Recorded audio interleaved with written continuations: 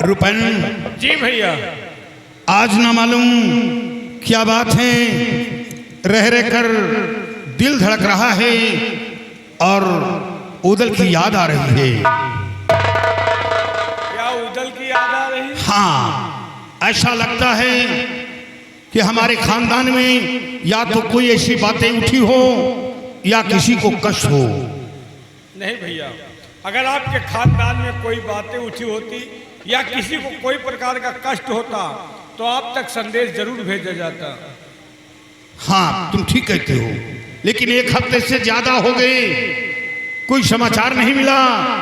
आज इंतजार करूंगा, कोई समाचार नहीं मिलता तो कल महोबा चलूंगा और साथ में तुम भी चलोगे। आज इंतजार करो, काश कोई वहां से कोई खबर नहीं आती तो कल हम महोबे के लिए रवाना हो जाए।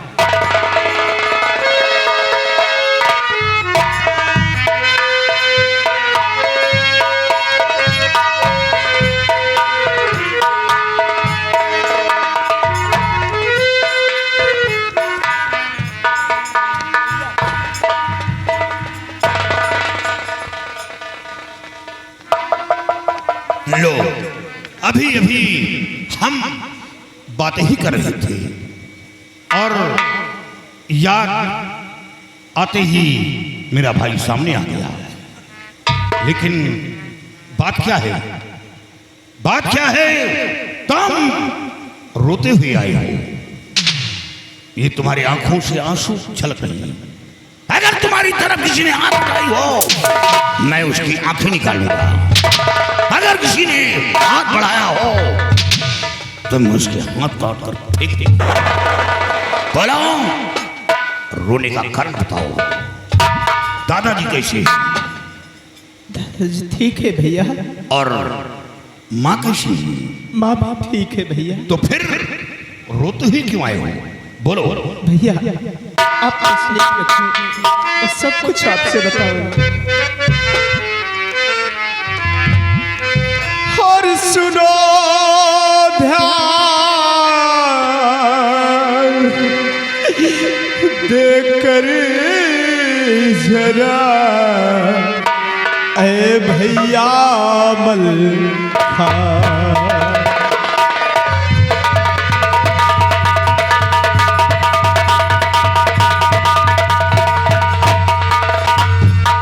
सुनो ध्यान देकर जरा, है भैया मलखा,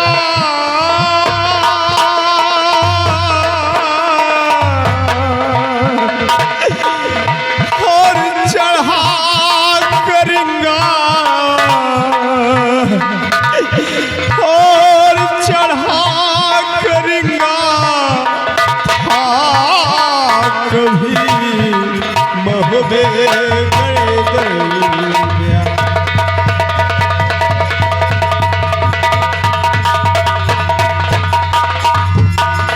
हस पपैया कस पशावटी, हार लूट लियो मद में,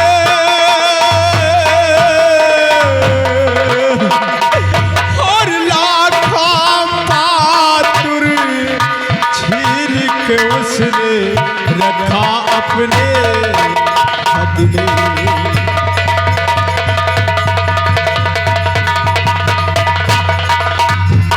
और बड़ी विपत्ति उस घड़ी, ना था कोई मदद,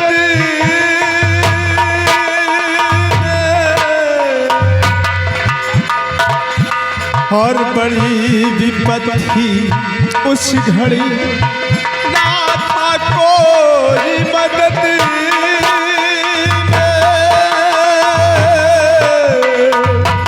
और काट पिता की हो पड़ी, टांग दियो बड़ी गजने।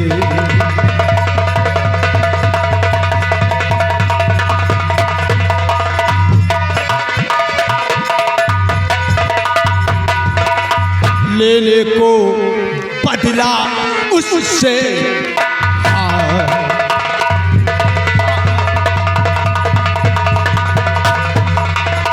लेने को बदला उससे आज वो तल है बचना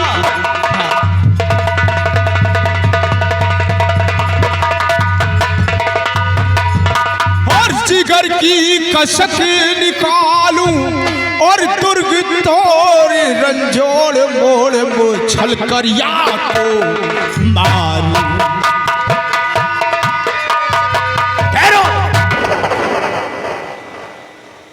उदल भैया ये तुझे किसने बता दिया कि करिया महोबा पर चढ़ाई किया था? भैया हम लोगों के रहते हुए महोबा की तरफ कोई आंख उठाकर नहीं देखा। ये बात तुम्हें बताई किसने?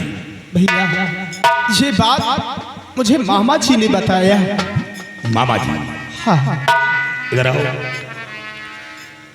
हमें मामा पर पहले शक था क्योंकि उनका काम है भड़काना। हाँ नहीं भैया, मामा जी ही नहीं बल्कि ये बात को माँ जी ने भी बताया है। क्या माँ ने बताया? हाँ माँ ने बताया है। बाबा मेरी जुबान बंद कर रखी थी। ये बात उदल के कानून नहीं पहुंचना चाहिए, लेकिन माँ तुमने मुझसे पहले बता दिया तो मैं क्यों झूठ बोलूं? उदल ये बात सत्य है। करिया महोबे पर चढ़ाई किया था। भैया अगर ये बात सत्य है तो फिर देर किस बात की है? आओ हम लोग करिया और जम्मे को ललकार के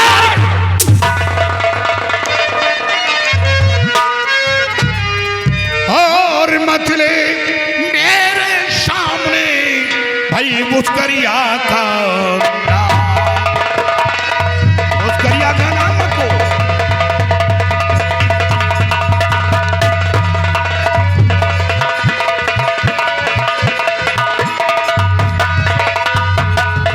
मतले मेरे सामने भाई मुस्करिया का नाम और को बलवान महान है भाई चारे जगत है।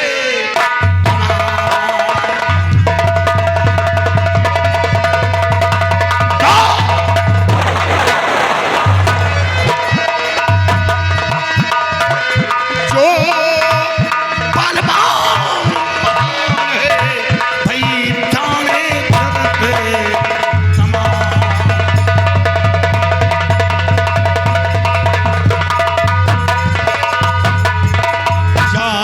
जगत तमाम जिन भार धरे धरती का और सुने ताड़ गिर जाते गर्भे नारी गर्भे पति का।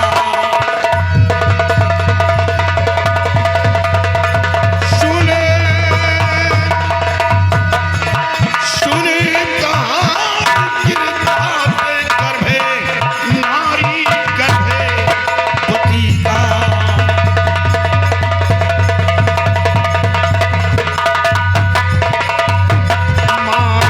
गढ़े भूपाल भ्रात उदल विस्तार शक्ति का और महाप्रतापी वीर उपासक देवी पारे पति का। वो पार्वती का पुजारी है और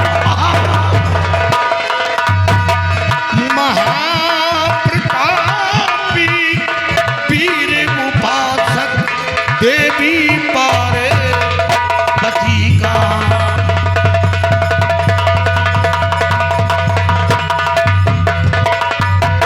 और चार सू शोहरत है उस बलवान के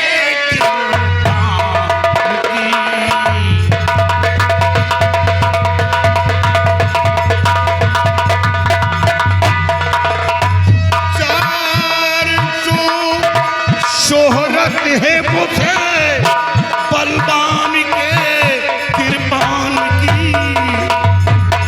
उसी से रंग करने की ना हिम्मत पड़े मलखान की। उसे रंग करने की ना हिम्मत पड़े मलखान की।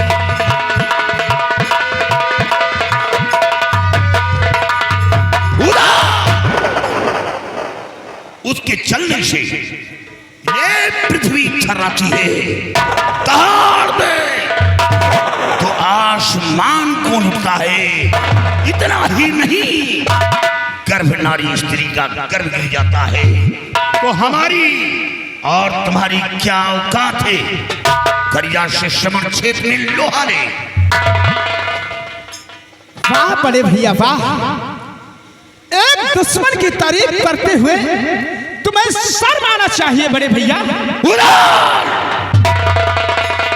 तारीफ करने वाली की तारीफ की जाती है, वो तारीफ करने योग्य है और हम नहीं, सारा जहान तारीफ करता है। चुप रहो बड़े भैया, तुम्हें मालूम होना चाहिए कि वो अपना दुश्मन है और दुश्मन की तुम तारीफ कर रहे हो। ये आपके मुंह से ये बातें शोभा नहीं देती भैया। लेकिन तुम्हें यह भी मालूम होना चाहिए कि जिसका इस पृथ्वी पर जन्म हुआ है उसका एक न एक दिन मरण जरूर हुआ है। तू जरा सी बात तो सुन लेता है, जिद कर लेता है और यही जिद हम लोगों को महंगी पड़ती है। जिस तरफ जाता है कोई न कोई बवाल खड़ा कर देता है और वो हम लोगों को झेलना पड़ता है।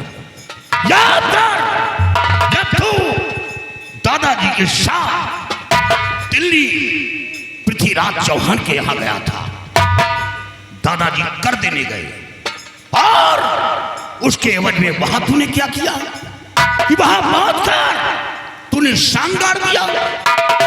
कहा इस शांग को जब कोई उखाड़ेगा तभी मोहब्बत से कर आएगा, अन्यथा कोई कर नहीं दिया जाएगा। पृथ्वीराज चौहान उसके एक से एक बेटे नौजवान उस शांग को उखाड़ना चाहा। एक से एक शूरवीर उस शांग को उखाड़ तक न सके, हिला न सके। उसी जगह से पृथ्वीराज चौहान आग बबूला हो गया और उसी जगह से दुश्मनी चालू हो गई।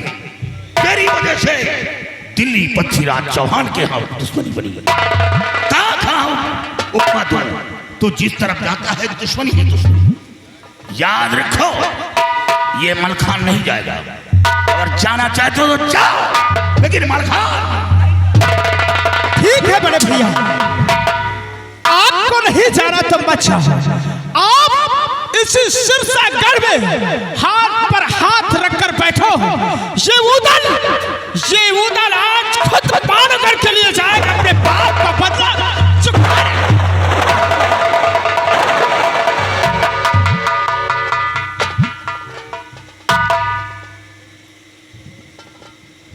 रूपन, हाँ भैया।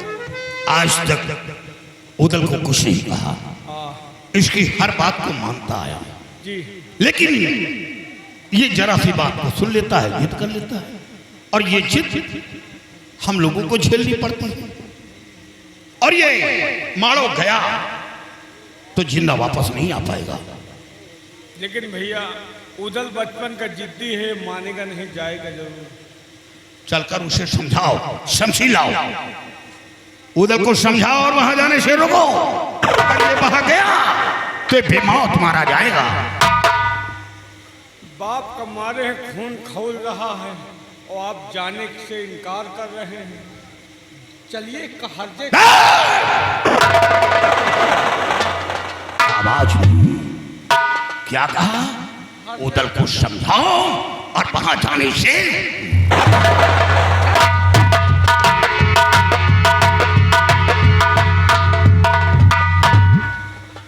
यार वह नान के लौंडा तैयार है, ये इतनी बड़ी शरीरी है जराज। दुश्मन साला चैन की बंसी बजा रहा है और खून हमारा भी खौल रहा है, लेकिन इनके वजह से बुझाए जा रहे हैं। दुश्मन चैन की बंसी बजा रहा है, इनके पिता को मार के ये कह रहे हैं कि वो बहादुर है, ये है वो है। क्या बताएं, इस तरह के औलाद का होता है मर जाएगा सही, जो उन बाप महतारी का मार जावे और लौंडा चैन से बैठा रहा है। इनके हाथी होश है मनई बेकार है। अब का करी, हम तो जट उदल के साथ तवाई थी लेकिन झुराई जाई थी। अब देखो जा रहे हैं, उदल अकेले तो जइहे ना, और गए तो अगर कुछ हो गया तो का होई भगवान।